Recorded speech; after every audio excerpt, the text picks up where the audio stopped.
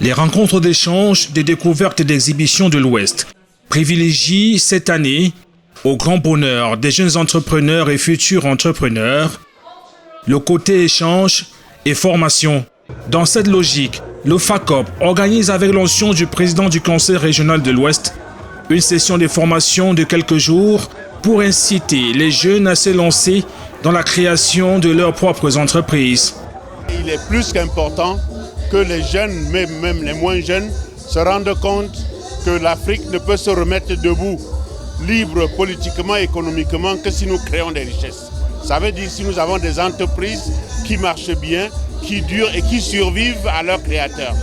Donc c'est pour ça que le président du Conseil régional de l'Ouest Cameroun, à l'occasion des rodéos, a bien voulu parrainer et soutenir d'abord une conférence sur l'éducation financière. C'est ce qui manque le plus à l'école aujourd'hui, sur l'éducation financière. Il a soutenu également une session de formation pour expliquer, pour que je puisse expliquer aux jeunes et aux moins jeunes les facteurs clés de réussite dans la création et le développement d'une entreprise durablement prospère. 95% des entreprises qu'on crée dans le monde ferment avant leur 5e anniversaire. Parce que les gens ne sont pas formés. Les gens veulent jouer au football sans connaître les règles du football. L'entrepreneuriat, c'est comme les mathématiques, comme la physique. Il faut connaître les règles, il faut connaître comment ça marche. Pour inverser la donne, Lucas Kamdem, lui-même entrepreneur prospère, offre 3 jours de formation gratuite à l'intention des patrons de demain. La formation se déroule en 2 temps, théorique et pratique, avec à la fin des exemples de success story. L'auteur de l'ouvrage De la misère à l'abondance et son équipe donnent les clés de la réussite à des apprenants attentifs. C'est quand c'est abondant que c'est bien. On est venu nous enlever ça du cerveau. Pour vous dire non, l'argent, laissez ça, c'est pas pour vous. Ok? Sortir de la boîte. Qu'est-ce qui s'est passé? Il se passe que dans vos cerveaux, l'école vous a dit que ça c'est une boîte. Les 9 points là chez vous constituent une boîte. Pour vous, ça c'est une boîte. D'accord? Et vous restez, vous n'arrivez pas à sortir. L'on prend des notes et on pose en même temps des questions pour mieux être édifié. Vos produits s'adressent à qui? Qui sont vos clients? Grand public, tout le monde.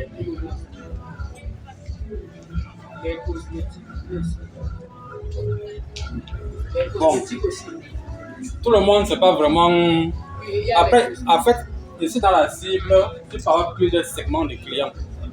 Tu peux segmenter en cosmétiques, les pharmaciens.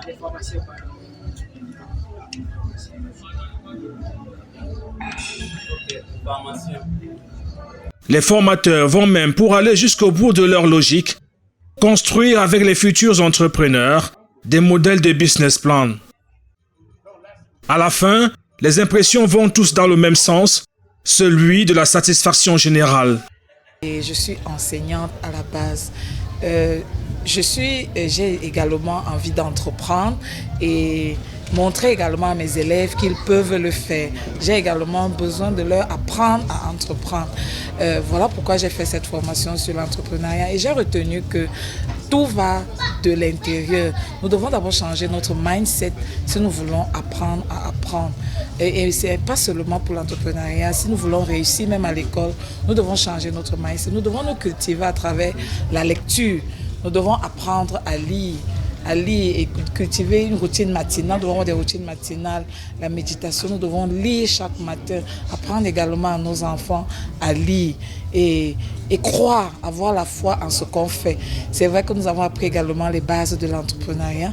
Nous avons appris également quelques points juridiques sur l'entrepreneuriat. Nous avons également appris comment gérer les finances dans l'entrepreneuriat. L'initiative, elle est bonne concernant le REDEO. Elle est une très bonne initiative. J'ai déploré le fait que nous ne soyons pas nombreux ici à l'Ouest à assister à cette formation.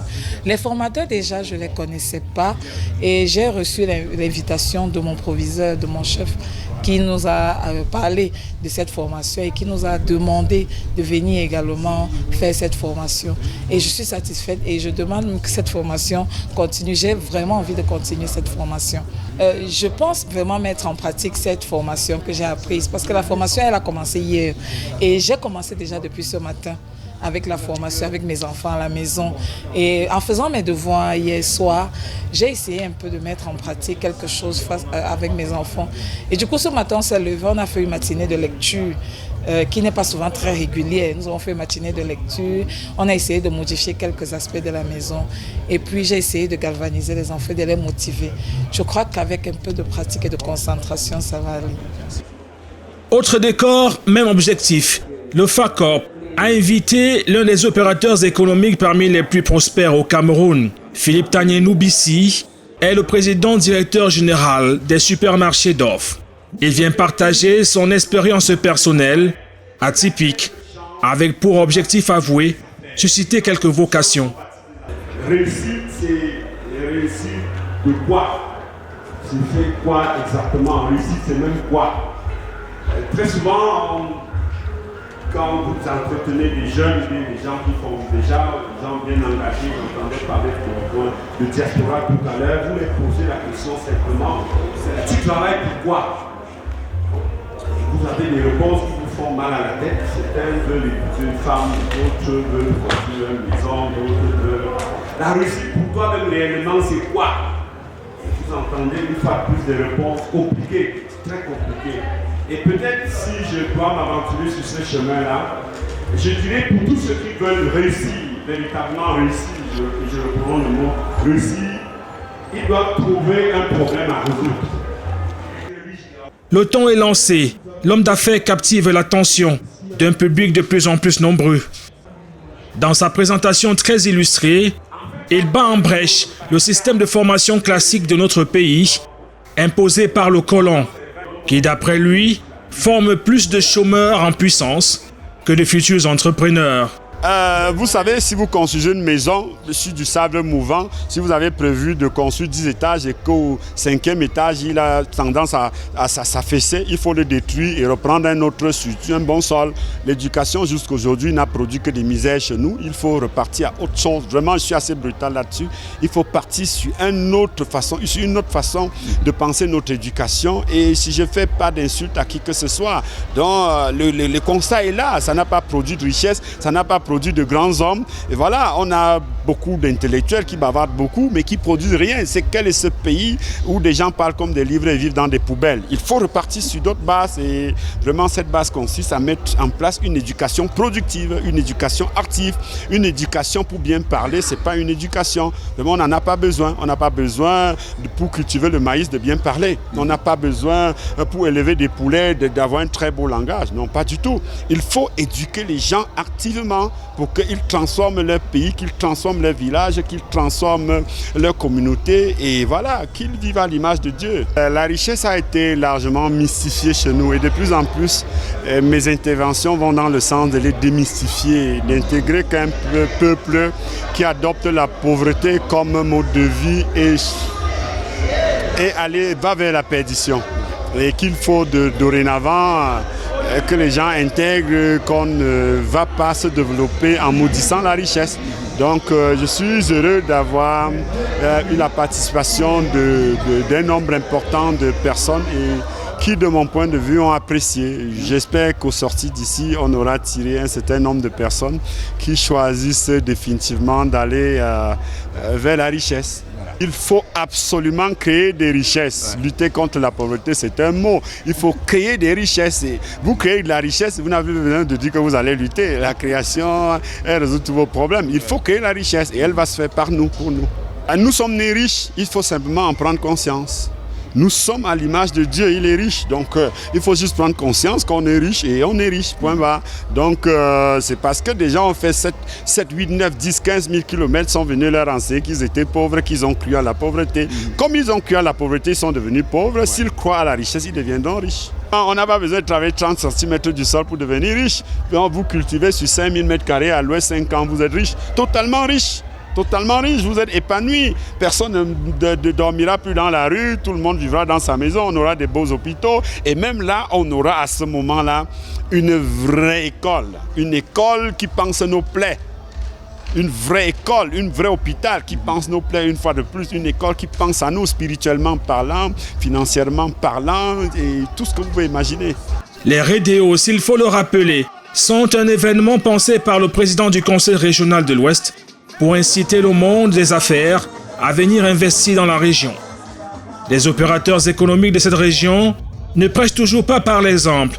Eux qui font de Douala et Yaoundé leurs principaux centres d'intérêt, d'autres allant tout simplement investir dans des pays étrangers. Nous profitons de l'occasion pour demander à Philippe Tanier s'il est possible d'inverser cette tendance ou tout au moins d'équilibrer les choses. Pendant longtemps, l'Ouest était en termes de population assez faible, en termes de pouvoir d'achat assez faible et très souvent l'investissement doit être rentabilisé. C'est pour ça qu'on se retrouve à certains endroits et pas d'autres. Maintenant, la courbe s'est totalement inversée et c'est obligatoire, ce n'est même plus une option. On doit investir à l'Ouest. L'Ouest est un pôle économique devenu très important qu'on doit venir explorer, développer. Et voilà, surtout que la température, Dieu a béni l'Ouest avec sa température qui peut devenir un hub touristique dans les jours à venir et il faut qu'on y mette le paquet pour qu'il soit exactement ce qu'il mérite d'être. Quel conseil donnerez-vous au Conseil régional de l'Ouest pour accélérer le développement de cette région? Ce qu'ils font déjà là est magnifique. J'apprécie vraiment à sa juste valeur ce qui se fait là depuis quelque temps. J'ai beaucoup apprécié quand il a fait le tour de la diaspora pour capter, à l'époque il parlait de 6 000 milliards. Je pense qu'il faut aller dans ce sens-là. Il faut revenir vers tous ces enfants qui sont nés tous des entrepreneurs pour qu'on développe l'Ouest. C'est une bonne chose. Vous avez vu son humilité là d'aller vers les autres et de leur demander de venir travailler chez eux. Vraiment, il n'y a rien de plus noble que cela. Qu'il continue à faire ce qu'il a commencé à faire et nous suivrons. On n'a pas le choix, on va suivre. Des paroles qui ne sont pas rentrées dans les oreilles des sourds et qui, à coup sûr, vont bousculer quelques habitudes. Certaines, dit-on souvent, ont la peau dure.